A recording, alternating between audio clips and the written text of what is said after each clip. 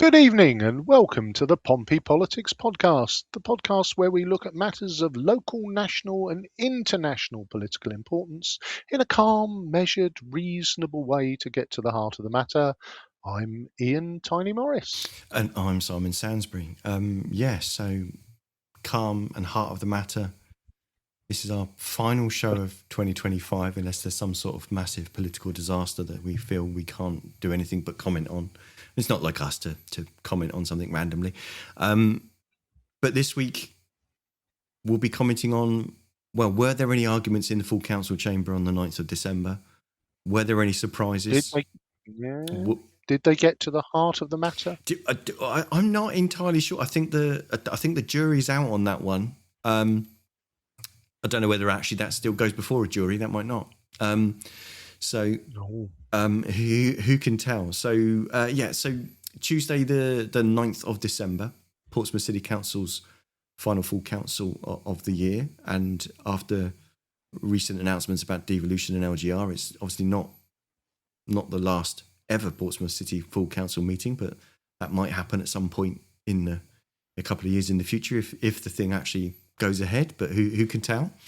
So we a bit of a packed schedule, bit of drama. Can you possibly guess what head adornment the Lord Mayor, Gerald Vernon Jackson, was wearing during the meeting?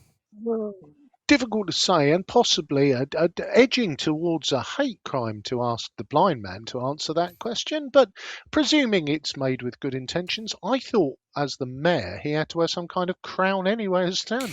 No, and I mean that was why I was asking you to guess rather than testing you.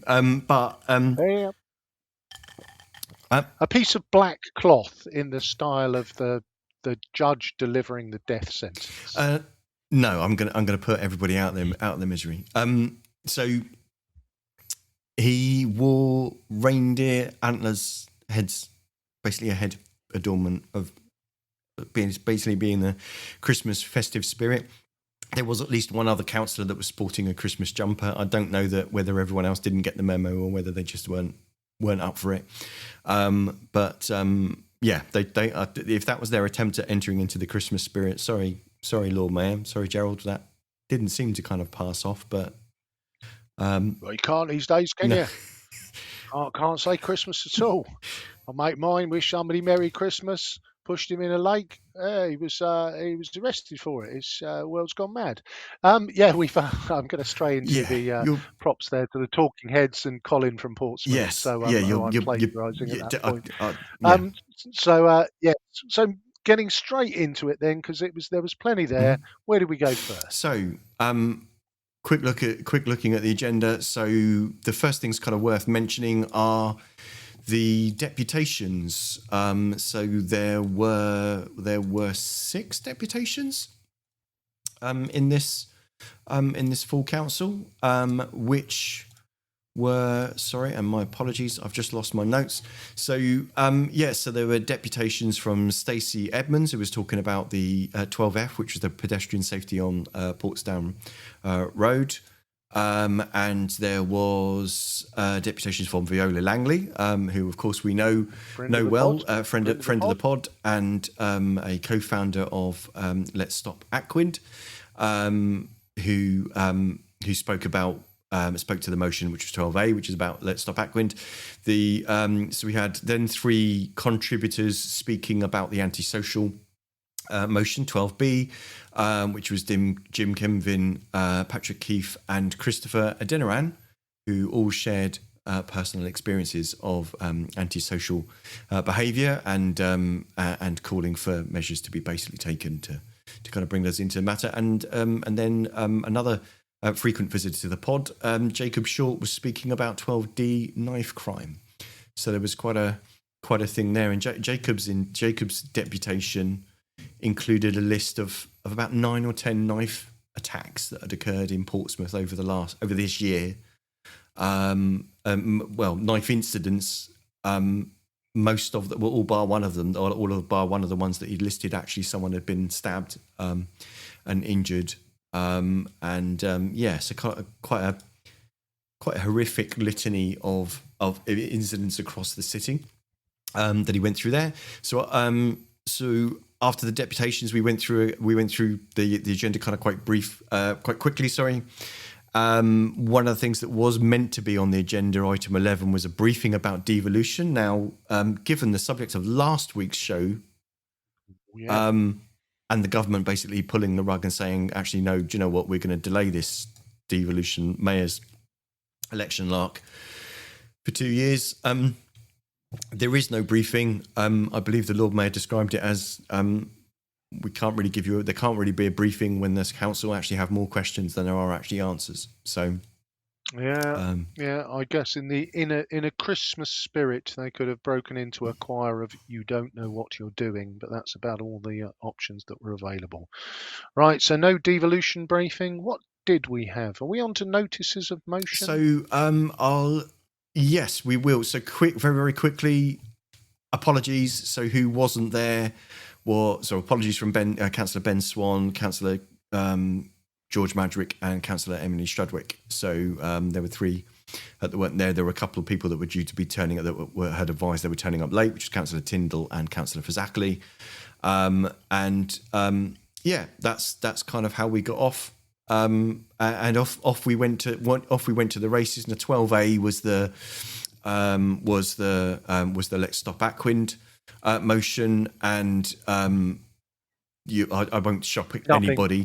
Nothing to say about this, really, is it? But as Viola said herself in her deputation, please do, if you've not seen it already, please do go watch the public meeting that was held on YouTube in this very shire on the 26th of November. I'm just popping the link to that into the chat. So if anybody wants to go watch that after they've watched this, then please do. And please don't miss out on that. It's an important project. Councillor Steve Pitt, the leader of the Portsmouth City Council, also commented about that there's a danger of kind of campaign fatigue because the thing's going on so bloody long.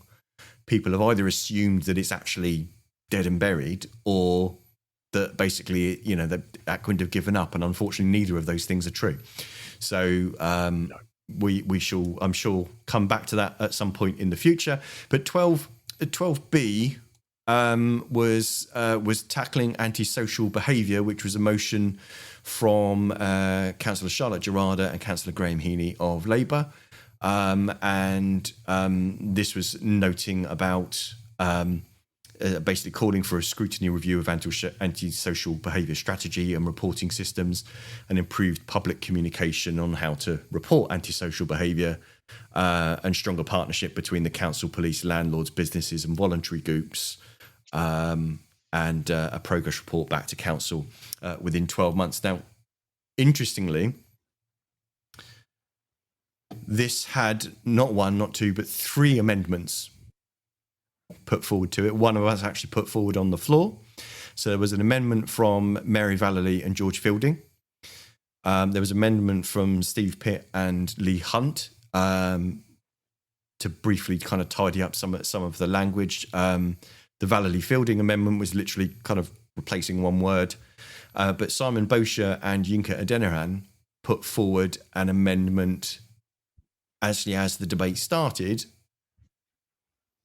essentially calling for item 1 of the motion to be removed, because what Simon Bosher pointed out was that what the thing was calling for is actually what the scrutiny panel is meant to do. So it can't kind of subvert what the scrutiny panel is meant to do. And if it was going that way, then 2 to 5 were essentially predetermining the outcome of that scrutiny. In which case you kind of don't really want to kind of find the answer before you kind of investigate something, do you? That's not kind of a great idea. And in order to make that work, that meant that the Vallely Fielding amendment wasn't needed because that applied to section 1. So in which case Mary Vallely agreed to withdraw her amendment, and that left the Pitt Hunt amendment and the Bosher Adeniran amendment. So I've got some clips of that debate. Shall we hear the debate and see what we go through? We should jump into them because you've gone super hyper technical there, which is lovely. But let's hear what went on. Okay, let's go for it. This motion aims to raise awareness about some of the challenges that both residents and businesses are facing and make suggestions for what more can be done. We've brought this motion here today because for my Labour councillor colleagues and I, as well as our local MPs, we're seeing a rise in the number of residents contacting us about antisocial behaviour.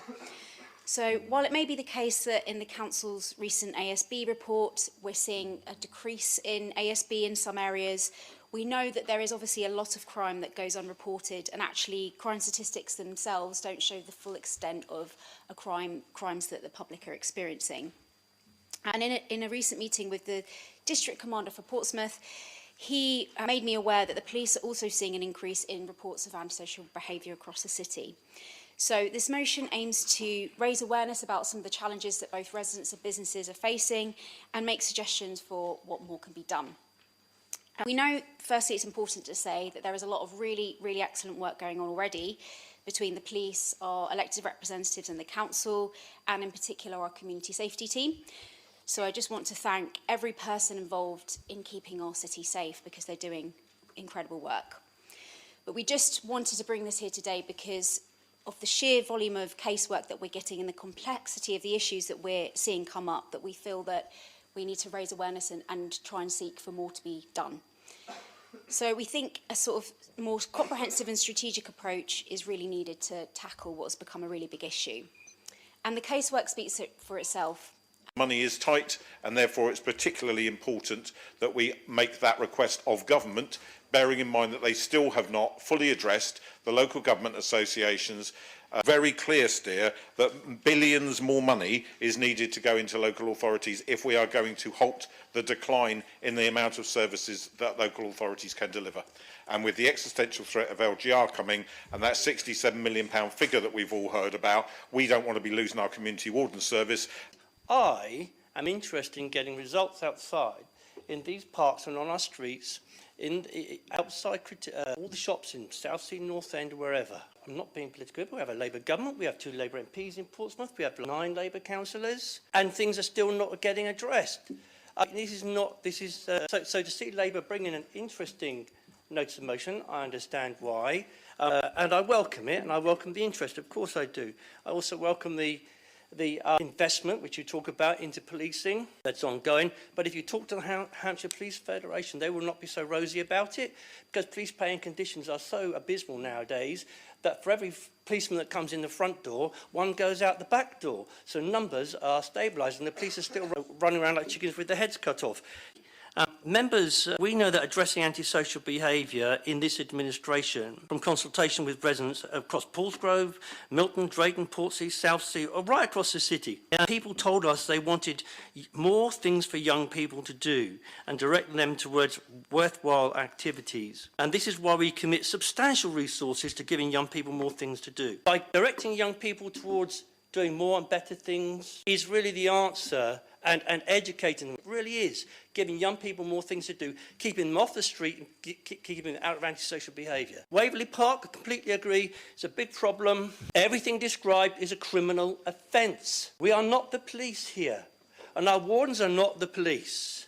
So, you know, these are policing matters, and it's down to the police to deal with that. We've done what we can so far, putting up additional cameras and locking the gates, as Mr. Kinvin acknowledged there. I've seen a difference in the type of complaints and the type of experiences that people are experiencing in our city, which makes me deeply, deeply worried and sad.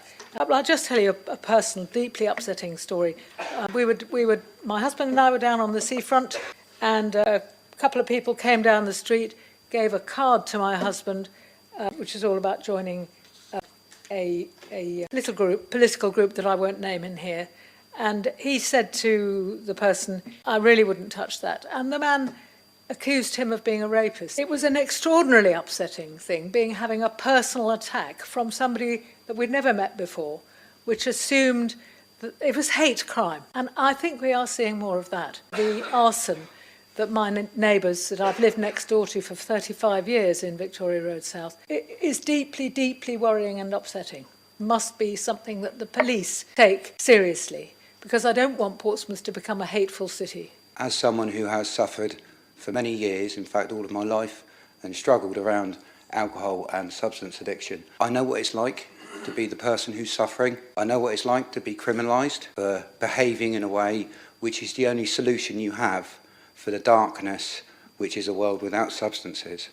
I know what it's like to have everybody that you come into contact with turn away from you, walk away from you, and not want to spend time with you. I know what it's like to be alone. I know what it's like to have no hope. I know what it's like to experience homelessness, and that's in this city. I know what all of those things feel like, and I can categorically guarantee you, when I was in my early years of school and someone said, what do you want to be when you're 12, 13, 14, or when you grow up? A homeless drug addict was not something that I stated. The problem that I see, or the problem that I saw, it wasn't the substances I was using or the way in which I was behaving.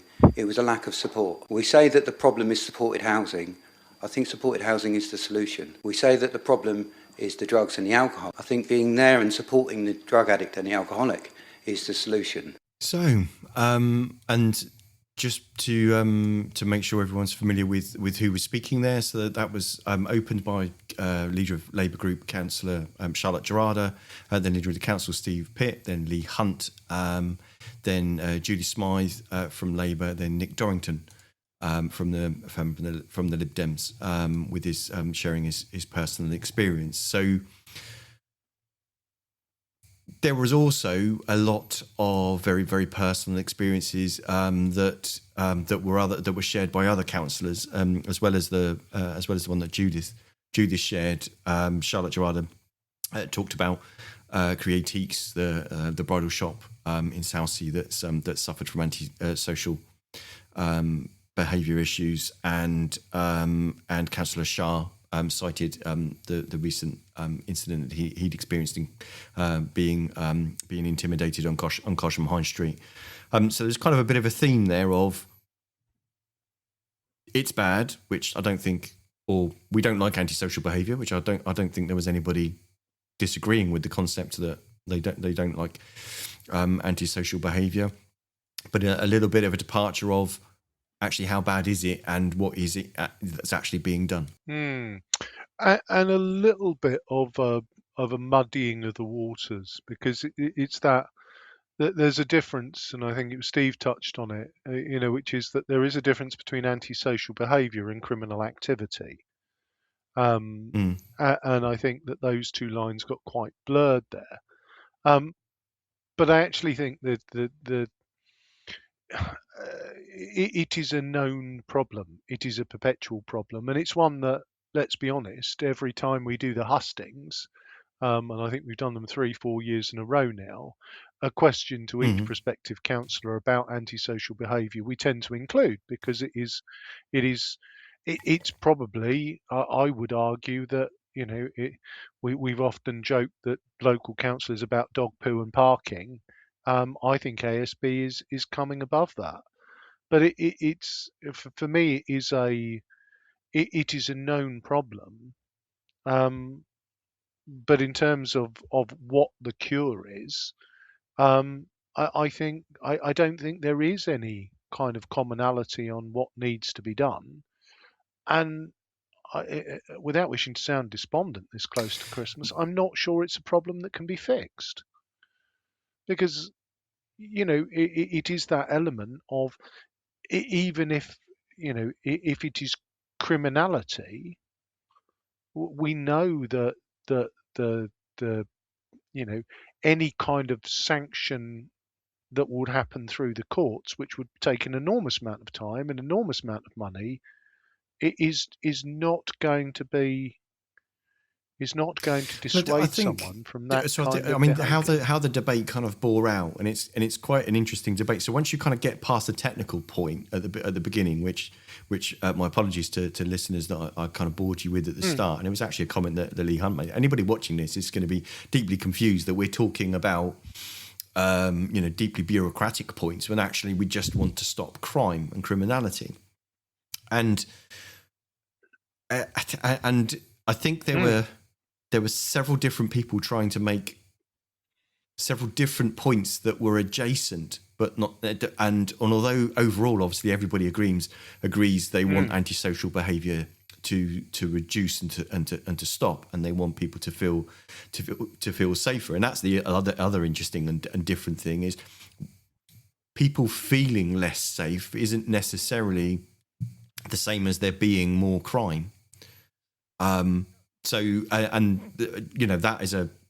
that's a conundrum that that obviously the police force face all the time if they're being kind of led by stats rather than by feelings, which you can kind of understand. But on the other hand, some of the other interventions were talking about we need a holistic approach. Councillor Susie Horton talked about we need to look at the upstream causes of this, and Darren Sanders repeated the New Labour phrase of we need to be tough on crime and tough on the causes of crime in order to kind of fix it. And I think the overall takeaway is there isn't just one solution.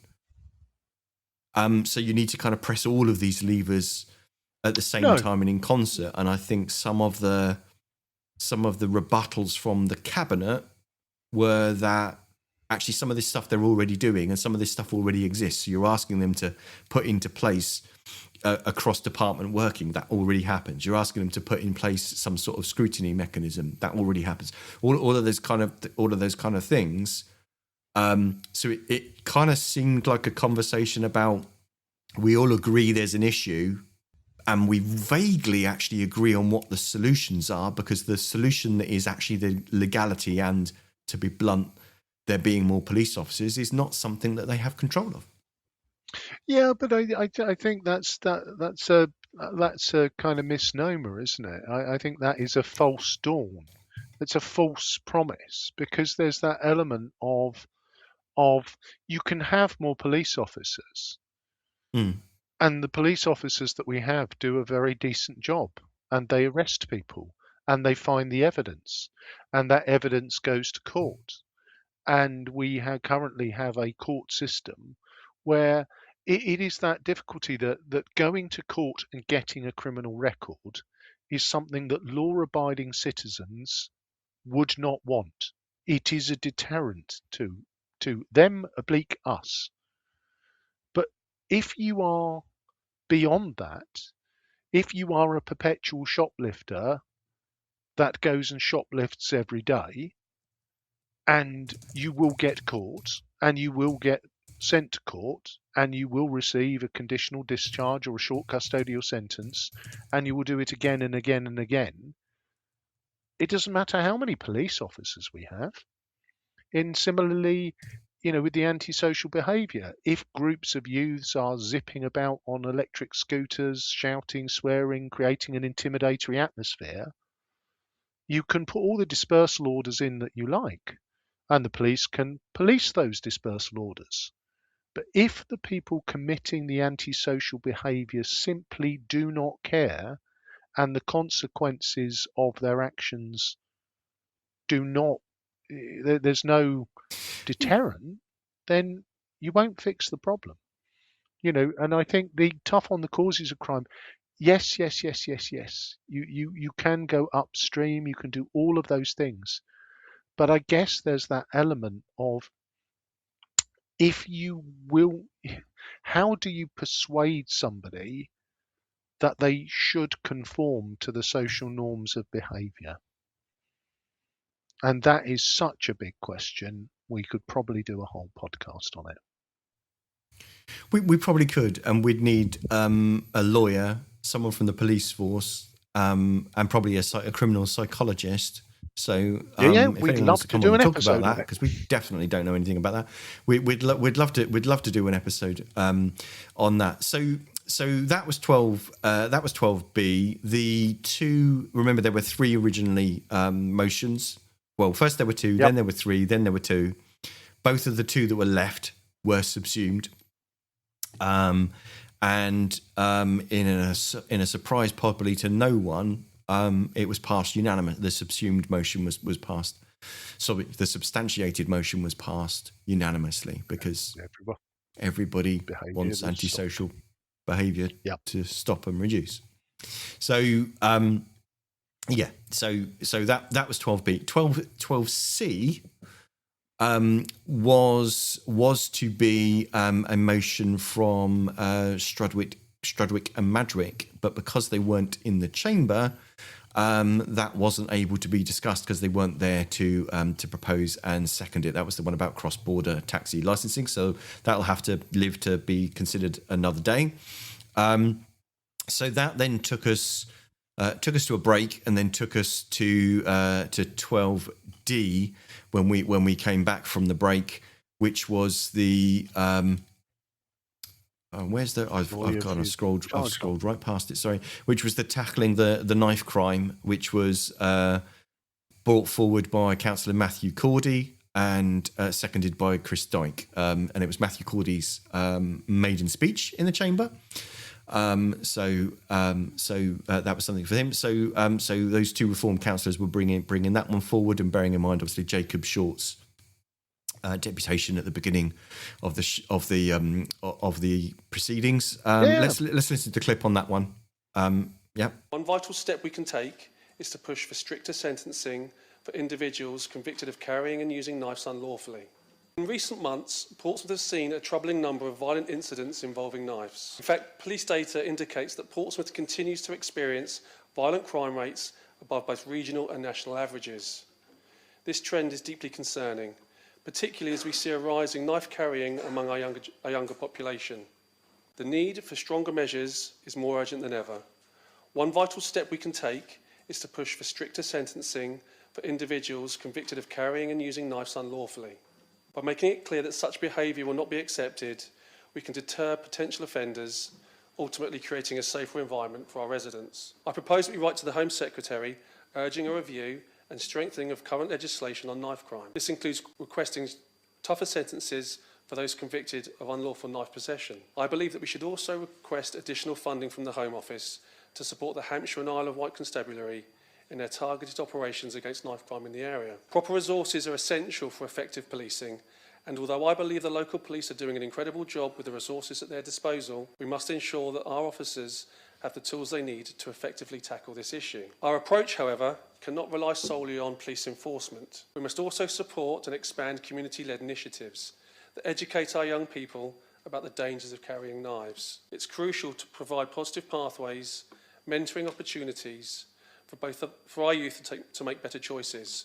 By investing in education and community programmes, we can help deter these young people from engaging in knife-related activities and promote a culture of safety and responsibility. The increase in knife crime is not just a statistic, it affects the lives of our residents and their sense of security. By taking action through stricter sentencing, proactive policing and community education, we can work towards a safer Portsmouth for everyone. And to give you some context, the knives that you are looking at were purchased by a friend of mine who collects knives for display purposes only. Not my kind of collection, but each to their own. Once he gets them home, he never removes them from his display cabinets. He just thinks aesthetically they're very nice. The smaller one is a lock knife, and the other one is aptly called a Rambo knife. All he needed to purchase these was a valid photo ID.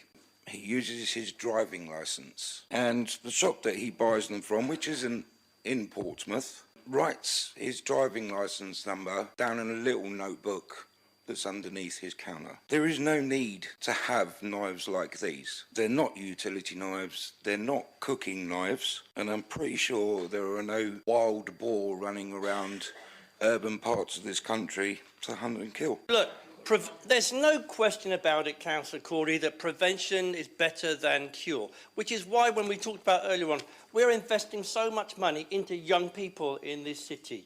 The fact is that even one incident is too many, and we remain committed in this council to working with partners to prevent these harms and keep our communities safe. That on young people, which we heard about, when somebody pulls a knife, when somebody has a go, when somebody has a fight, it's too late. It's happened. They get criminalised and the rest of their lives are ruined forever because they pulled a knife on somebody. We have definitely got to get to the early intervention. That is why we continue to build facilities for people. We continue to invest in community centres.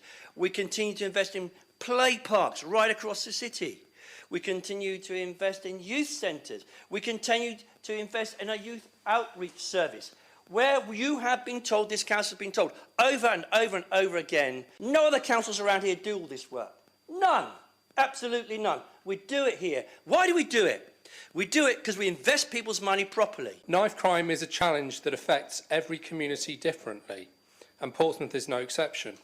As a proud and diverse city of a young population and strong neighbourhood identities, we understand how vital it is to maintain public confidence, protect our residents and ensure that our young people have safe, positive futures. The work undertaken by the Violence Reduction Unit is critical, ensuring that early intervention, mentoring, education and family support all sit alongside policing activity. I would never tell my daughter that the way to protect yourself is to carry a knife, because A, that will hurt somebody, and B, you'll get into an awful lot of trouble. Like, it starts right at the ground level of why do people think it's acceptable to carry knives?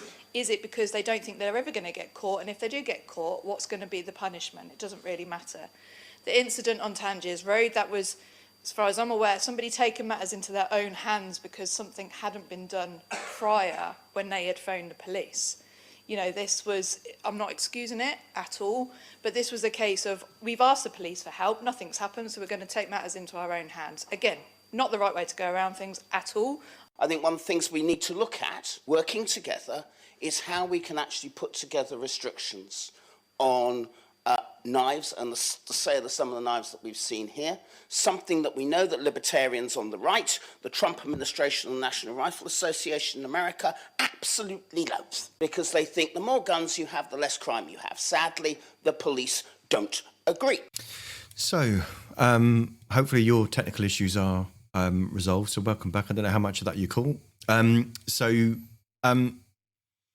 Yeah, so some interesting points there from Matthew Cordy, Chris Dyke, Lee Hunt,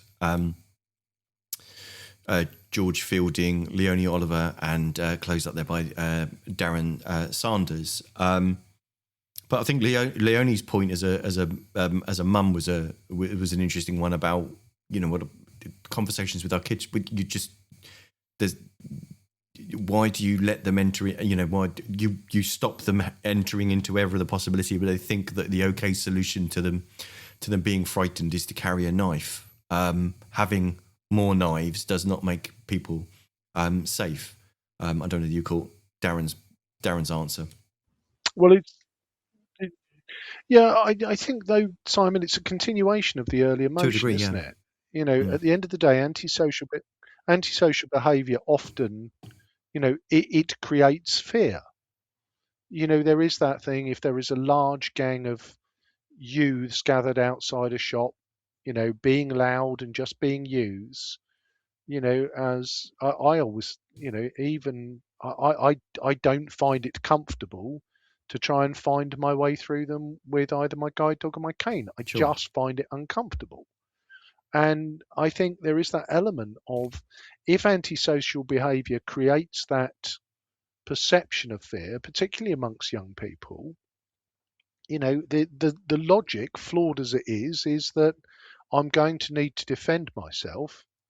Ipso facto, I carry a knife. And I think that, you know, it's the argument that the whole of America kind of underlines its gun laws on, isn't it? Which is that, well, if you ban guns, the criminals have the guns and us law-abiding citizens don't have them. And it's a specious argument. We all know that. But it is, there is a reality to it. And I think for me, you know, it started kind of where I started to go slightly Daily Mail reader on the antisocial behaviour. And I think Chris Dyke expressed it very eloquently.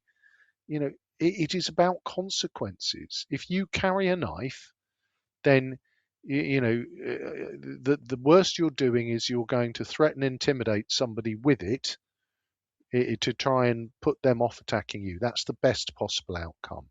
But if you stab somebody with it, 2 lives are ruined. The person who gets stabbed and the person who does the stabbing.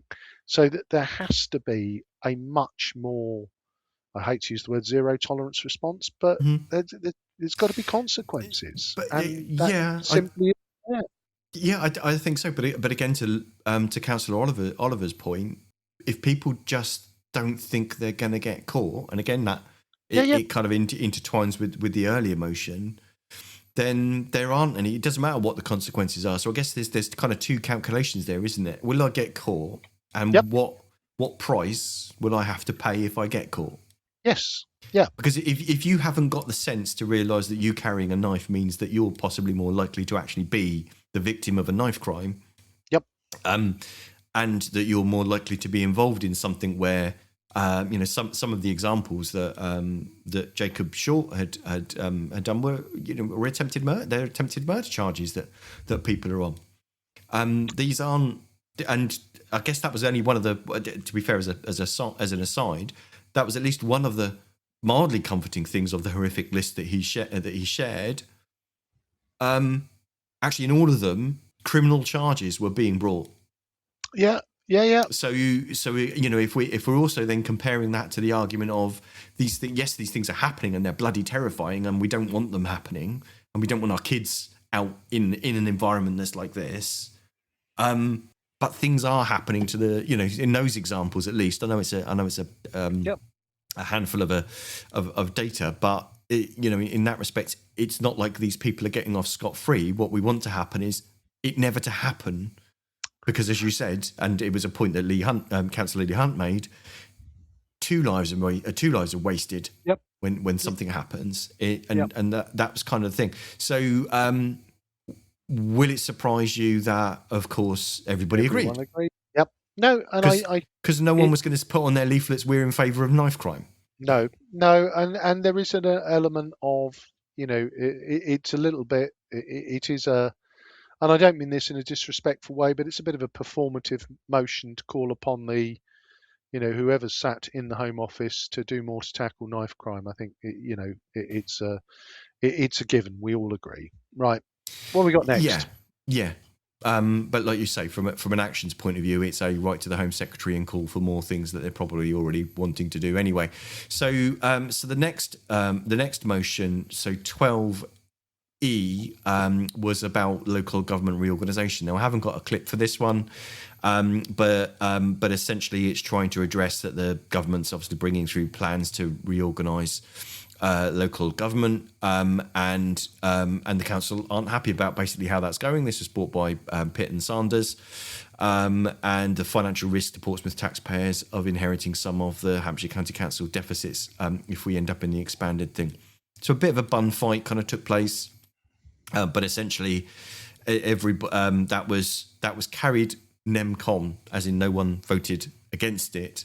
But it wasn't unanimous, so essentially it sounds like probably the Labour group kind of sat on their hands, but didn't vote to abstain and just didn't vote. So they're in an impossible position, aren't they? Yeah, they are, because it is their team that are forcing this on the city. No one wants it, and I'm sure Portsmouth Labour feel the same, but it's then very difficult for them to stick their hands up and say, yeah, we think our governors in Westminster are a bit rubbish. So, we're good with that one. Yeah. So that was that one, and then 12F, which was the Portsdown improving pedestrian safety on Portsdown Hill Road. This was the one that Stacey Edmonds had talked about in the deputation. It's got a 1,200 signatory petition about basically putting in a crossing across Portsdown Hill Road. Now that's for anyone who doesn't know the city, that's the road that literally goes across the hill, and there isn't a safe place to cross. No. So you've got children trying to get to from obviously where they live to schools and vice versa, or people going about their business. You've got elderly or less mobile people who literally can't cross the road because it's just too unsafe.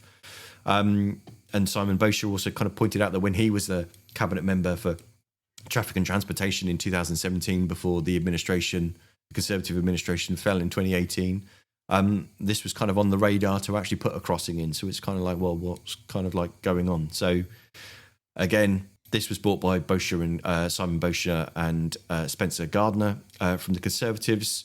A lot of accidents, and it's it's one of the most dangerous roads in Hampshire and the Isle of Wight, and over the last 5 years, 61 accidents, including 4 fatalities, with one that was even so serious they were airlifted to QA, bearing in mind that QA is probably less than 2 miles from there. So, you know, that kind of shows you how serious it is, with Councillor Bosher closing out with let's adopt a can-do rather than just bury this in bureaucracy. And can we please keep the ward councillors informed and involved? So unanimous again. No one's going to say we don't think we should have road safety, are they? That's, you know. No, and I think in the week, Police and Crime Commissioner Donna Jones also announced that she was putting funding into average speed cameras that would operate throughout that, because as somebody who lives close enough to it, it is a racetrack all summer, and it doesn't surprise me that lots of people get hurt. So no, good outcome. And where did we go next? So 12G, investing in early years. So breakfast clubs and childcare, brought by the Labour groups, so Councillor George Fielding and Councillor Charlotte Gerarda. It's calling for activity promoting free childcare entitlements and breakfast clubs to families, embedding breakfast clubs and childcare expansions into the child poverty strategy, and publishing an annual report covering breakfast club uptake, childcare capacity versus demand, delivery of the 33 hours of nursery childcare that the government have. I think they recently doubled that, didn't they, to the 30? Workforce recruitment and funding and measurable impacts. That's a lovely term. And calling on the council leadership to advocate long-term national investment in early years. So again, this was we'll hear from the clip, but this was another one where it's quite clear that no one's against the idea of what it's asking for, but the way it's being, way it was proposed, caused some responses or reactions, shall we say? And framed in a very peculiar way as who, pray tell, is the Minister for Early Years? That would be Stephen Morgan, MP, Labour. So, let's have a listen. We see the impact in our schools, in community services, and in the daily struggle of parents who tell us, and I quote, "I want to work more hours, but I can't find childcare. I can't afford wraparound care. My child goes to school hungry some mornings because we simply run out of time and options." That is not just a social issue, it's an economic issue, a fairness issue, and a moral issue. We know breakfast clubs work. They improve concentration, attendance, behaviour and well-being. Teachers tell us they transform a child's entire school day. So today we clearly say, no child in Portsmouth should start the school day hungry.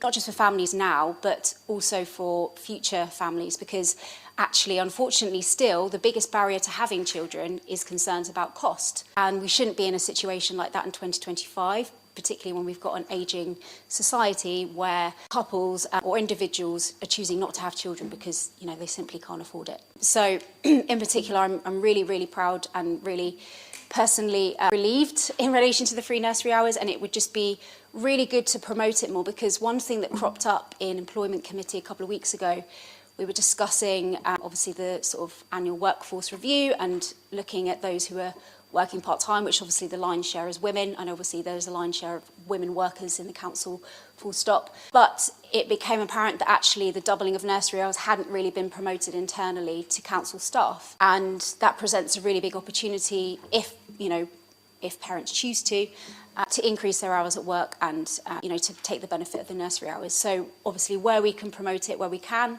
that's obviously a positive thing to do so that more families can benefit from this opportunity, which is why we were keen to make sure that policies like that were promoted. Now, we've put in an amendment to try and tidy up the inaccuracies in the Labour motion. Here's some numbers for you. We, and I mean Portsmouth City Council, and I mean Councillor Horton, myself and Councillor Dorrington, working with a cross-departmental officer group, have been having regular meetings for 18 months to try and identify the childcare places in early years settings that don't exist. This council, this administration, put £100,000 in the last budget to top up the money that we didn't get from the government. And guess what? In the next government, in the next budget, we've got to find another £120,000 because we didn't get the money from your government, George. So this council has created, or will have created, by the time we finish this programme that we've worked incredibly hard on, 650 new nursery spaces. Do you know how many of those are actually in the schools programme that is the Labour government policy? 12. 35 more potentially. Your policy doesn't work, George. This government policy's come in to save our children. This Liberal Democrat administration has been working hard for years to sort out things that this Labour government is now getting round to, and we're supposed to sit here and say, thank you. No, Lord Mayor, we're not going to do that today. Council officers work incredibly hard to do the right thing. We've sorted your mess out before you got round to introducing any of this stuff. This council looks after children in this city, and it's done that for a very, very, very long time. Actually, this motion covers so much. There's 3 completely different policy areas. There's three different kind of streams of work mopped together in one. So I kind of was torn between nodding it through, but I had conversations with Councillor Pitt and Councillor Dorrington and the other councillors that actually I think it would, to be fair to the council officers, but also to the early years providers, as well as the families, that actually it needed to reflect a bit more reality, because it did very much, and I get why Labour colleagues want to highlight this focus of the government, and I'm fully supportive of that, but it wasn't accurate or authentic in the way that it stood. I just want you to know that I am not going to be confrontational. I genuinely want to improve that this notice of motion, and in order for it to be a bit more accurate. And the first thing I want to say is I actually think colleagues across the chamber have this rooted in their values. Nobody wants starving children. Nobody wants children not to have, the best start in life, etc. And the politics, I think, to some extent, have made this quite difficult for us to support it in the manner that it's written, because it's definitely not the domain just of Labour. What a lazy motion. We spend hours and hours, meeting after meeting, trying to look for nursery provisions. We're trying to look for nursery provisions because they've been summoned up by your mates up at Whitehall, but they've been underfunded. So now this council is having to fund the provisions that all your friends up there want to put on a flyer, want to put on a poster.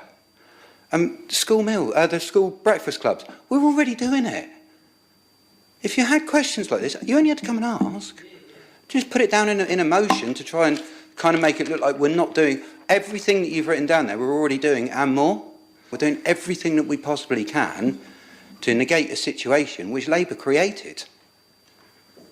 If you want us to do more, then please fund it. So the last comment there from Councillor Nick Dorrington. So it was, was it?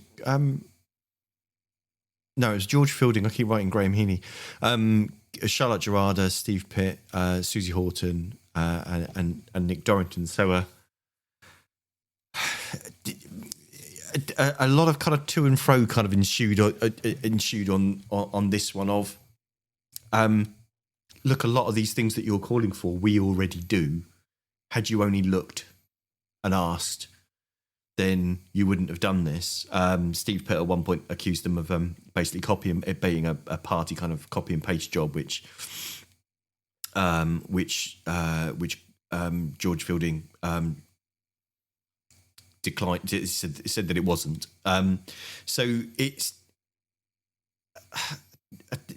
again, it seems like if this thing is already happening, but the council have struggled to find the money to make it happen themselves. But there is government money available because there's now a government scheme to do it, and the government would fund it. I'm kind of confused as to A, why it was bought, but B, also, do we need to struggle to find the money if the government are offering to fund the scheme themselves, or am I missing something? Well, I think probably with the devil's in the detail, isn't it, Simon? Because it is that piece where, free childcare places. Well, that all sounds fairly straightforward. But again, if you read around the subject, you find that it's a little bit like the money that the government is prepared to pay for that childcare place. Childcare service providers are saying, well, we can't provide places for that hourly rate.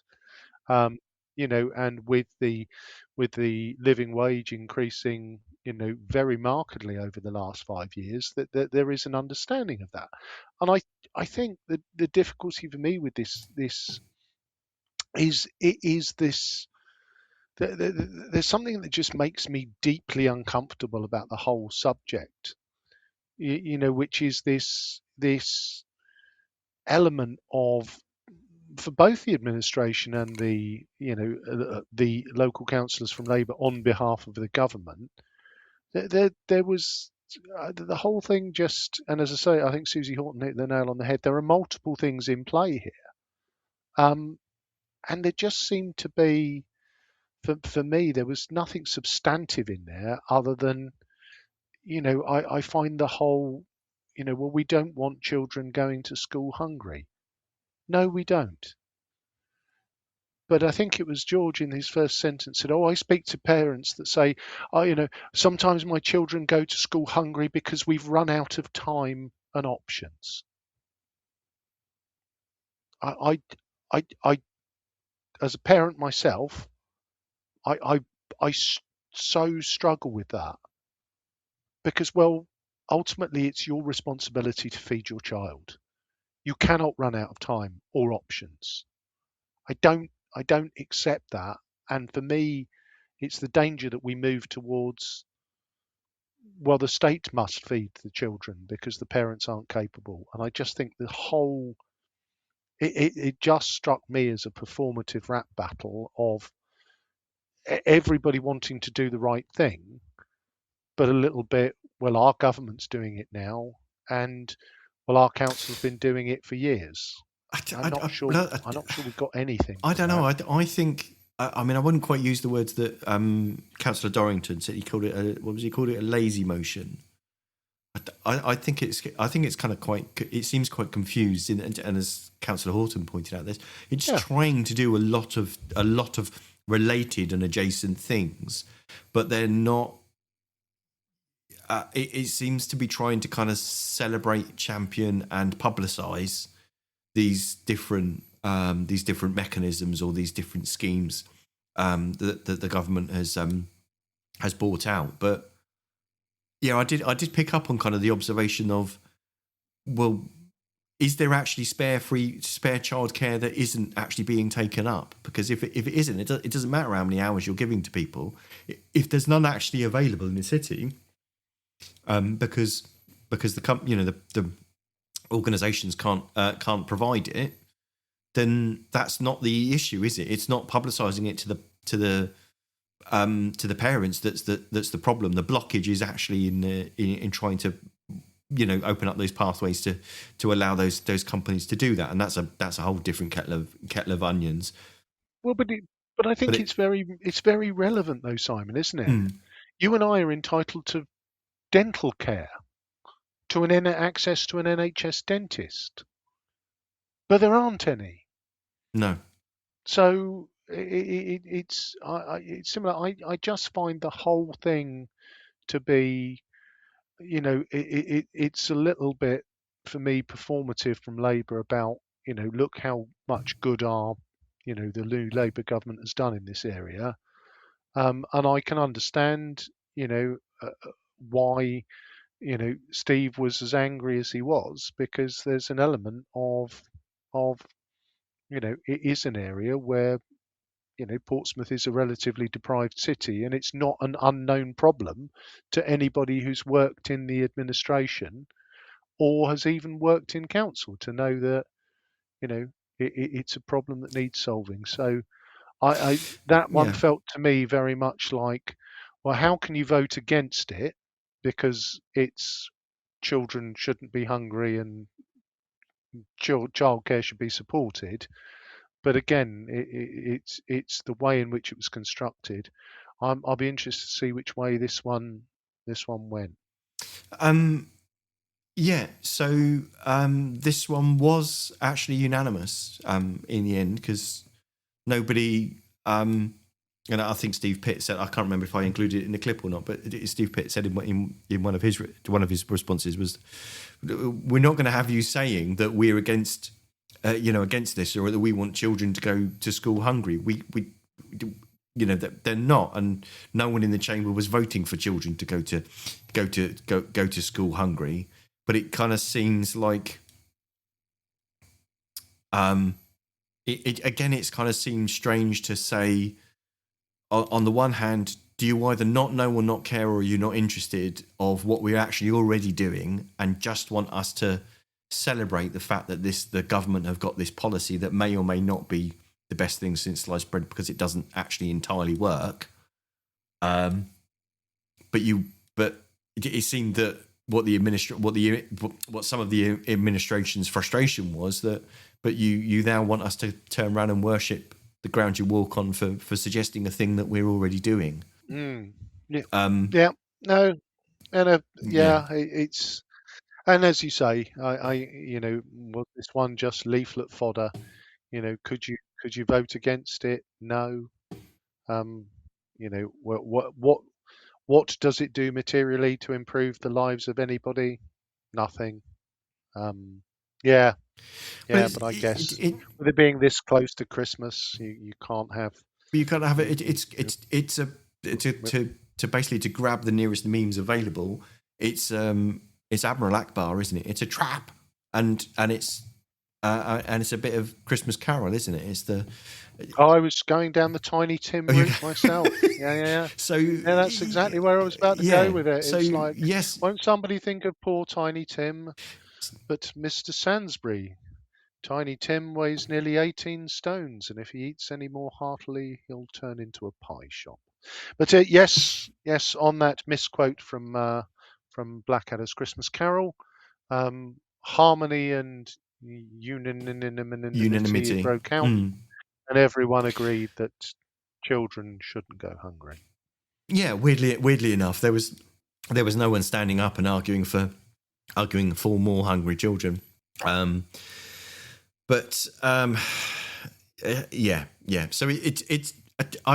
I just kind of found it kind of strange, and the Labour group also kind of seemed kind of mildly. I couldn't whether they were either surprised or just kind of nonplussed about the administration's response. I mean, there was a bit of kind of back and forth in some of the exchanges on Tuesday, where Councillor Hunt got a bit carried away and had to be remonstrated repeatedly by the Lord Mayor for pointing at the Labour group as he was chiding them for voting against things that they then claimed that they hadn't voted against in planning. I don't think he was talking about planning, but it just for actually a meeting that's December, that, to be honest with you, not many people were probably watching or following it, and will all be old news by the time they come to print their leaflets in February. It just seemed, I don't know, it just seemed a bit. Well, I guess you've got to find something to try and fill the leaflet inches up. So, was that the last one, Simon? That was the last motion, and what happened at that point was the Lord Mayor did a bunk. Why not? Because he was double booked and was committed to a carol service for a worthy charitable organisation in the city. And by that point, the Deputy Lord Mayor had actually left proceedings earlier on because he wasn't feeling well, along with a couple of other councillors. There seemed to be something going around. So after a bit of further to and fro with bureaucracy, they settled on previous Lord Mayor Councillor Hugh Mason essentially being the chair for the members' questions, which they kind of ploughed on through. But well, if we, I haven't kind of got more detail on those. But it was an interesting kind of point that Simon Bosher was making on. You remember kind of his earlier points about the things kind of not being kind of moved forward. He made a repeated point with the Traffic and Transportation Cabinet member, Councillor Candlish, about waiting 4 months for basically a nonsensical, non-committal response from a member of the traffic team. And was that really good enough? So it seems kind of that's the angle kind of he's making there. I guess if we end then on 2025, we lost the Lord Mayor of Christmas Present. The Lord Mayor of Christmas Future had to leave the chamber, but luckily Hugh Mason was there as the Lord Mayor of Christmas Past. So on that Charles Dickens related bombshell, for the last time this year, you've been listening to the Pompey Politics Podcast. I've been Ian Tiny Morris. And I've been Simon Sainsbury, and please do make sure to leave us a comment, leave us a like, follow, or subscribe to us on YouTube. And you can sign up to our email newsletter, the QR code in the top right-hand corner, or go to our website, where you can also find more details and links to the policies themselves and links to the specific debates. If you don't want to watch the whole meeting, you can actually kind of click to those. So if you'd like to go and sit through it all again, just like I have, then good luck and have fun. Have a fantastic Christmas, and we'll see you in the new year. Don't forget to like, follow and comment on Facebook, or comment and subscribe on YouTube. Find us on all the social media platforms: Facebook, X, YouTube, Threads, LinkedIn.